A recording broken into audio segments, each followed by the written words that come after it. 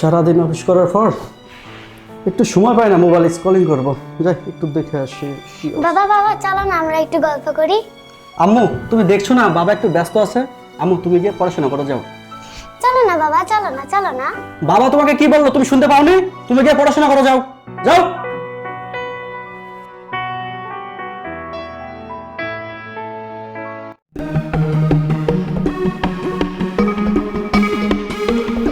আম্মু আম্মু চলো না আমরা একটু গল্প করি।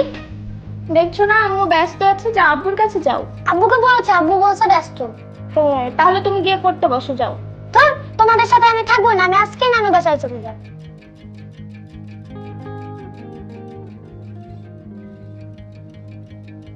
কি ব্যাপার নানু ভাই?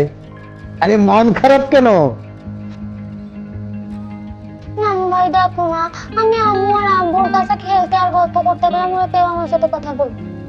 তাই ওই দুজনই মোবাইল নিয়েছিল না? হ্যাঁ। এই মোবাইলই হলো সব নষ্টের মূল। তুমি আমার সঙ্গে গল্প করো, ঠিক আছে? একজন প্লেনে একজন আমেরিকান ভদ্রলোক, আরেকজন চায়না, আরেকজন বাংলাদেশ প্লেনে উঠছে। এখন এই আমেরিকান যে ভদ্রলোক, ও করছে কি, কিছুক্ষণ পরে ওর কাছে যত ডলার ছিল বুঝছো, সব ডলার ও বিমান থেকে ফেলে দিয়েছে।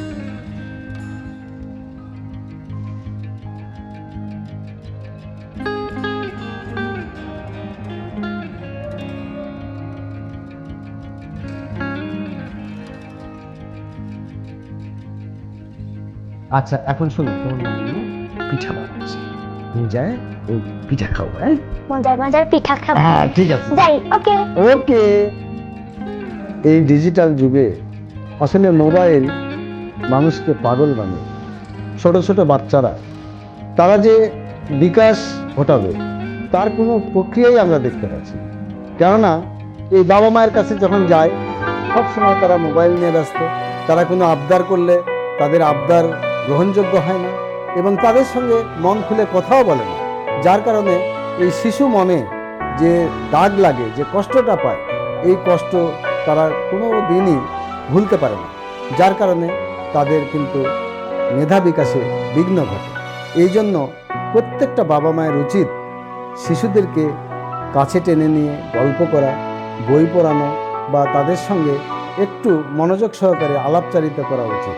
না হলে শিশুদের যে মনমরা অবস্থা এখনকার যুগে আমরা দেখতে পাই, তারা অসহায় মনে হয়ে যায়।